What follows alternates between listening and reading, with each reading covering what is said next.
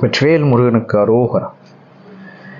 வைகாசி விசாகம் திருச்செந்தூரில் 10 நாள் திருவிழா நடக்கும். அதில் 10வது நாள் விசாக நட்சத்திரத்தன்று வைகாசி மாதத்தன்று ஒரு நிகழ்வு நடக்கும். அதாவது முனிக்குமாரர்களுக்கு சாப விமோக்ஷனம் அப்படின்னு. அந்த முனிக்குமாரர்கள் சாப விமோக்ஷனம் என்னன்னா, ஒரு தொட்டியில், ஆக்சுவலாக அதுக்கு முன்னாடி குளம் அந்த மாதிரி இருக்கும், அந்த கதையை நான் பின்னாடி சொல்கிறேன். பட் அங்கே என்ன நடக்கும்னா, ஒரு தொட்டியில் ஒரு 6 மீன் பொம்மைகளை வைத்து அதில் ஒரு பால் சொட்டுற மாதிரி விட்டு அந்த தண்ணியை மீன்கள் பருகி அதிலிருந்து முனிக்குமாரர்கள் வர மாதிரி ஒரு நிகழ்வு அங்கே நடக்கும். அந்த மீன்கள் சாப விமோக்ஷனம் பெற்று 6 முனிக்குமாரர்களாக மாறுவாங்க. தப்தர், அனந்தர், நந்தி, சதுர்முகர், சக்கரபாணி, மாலி. இவங்க யாருன்னா வியாசருடைய தம்பிகள், பராசர முனிவருடைய மகன்கள். இவங்க எதனால் இந்த சாப விமோக்ஷனம் பெறாங்க, என்ன இது கதை அப்படின்னு பார்த்தீங்கன்னா, இவங்க 6 பேரும் ஒரு நாள் என்ன பண்ணுறாங்க, ஒரு குளத்தில் குளிக்கிறாங்க. ஒரு குளத்தில் குளிக்கும்போது அந்த குளத்தை ரொம்ப அசுத்தப்படுத்துகிறாங்க. தண்ணி அருமையாக இருக்குது, மிக தெளிவாக இருக்குது அப்படின்னு சொல்லிட்டு ஒரு மகிழ்ச்சியின் மிகுதியில் நல்லா குளிக்க குளிக்க குளிக்க என்னாது, தண்ணி ஃபுல்லாக அசுத்தமாகிடுது, பொல்யூட்டட் ஆகிடுது.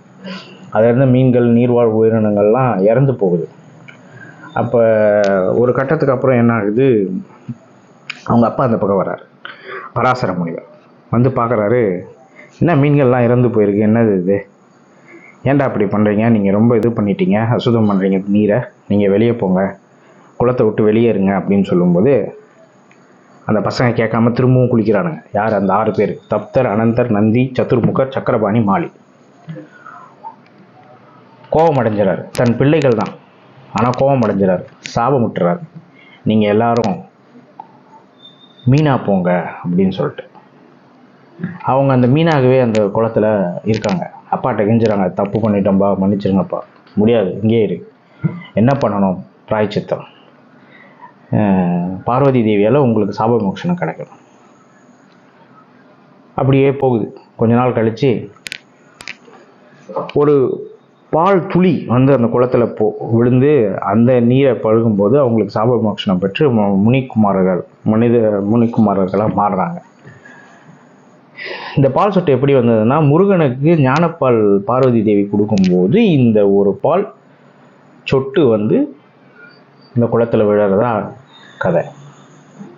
அதே நிகழ்வு அந்த விசாக நட்சத்திரத்தன்று திருச்செந்தூரில் 10வது நாள் வைகாசி விசாகம் அன்னைக்கு இந்த நிகழ்வை அங்கே இருக்கு.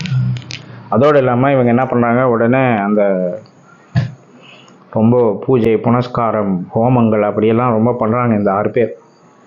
அப்படி பண்ணும்போது அந்த இடத்துல ஒரு அசரீரி வாய்ஸ் வருது, நீங்கள் திருச்செந்தூர் சென்று முருகனை சேவியுங்கள், வழிபடுங்கள் அப்படின்னு இவங்க திரும்பவும் திருச்செந்தூர் வராங்க. திருச்செந்தூர் முருகனுக்கு சேவையாற்றாங்க, முருகனை வழிபடுறாங்க.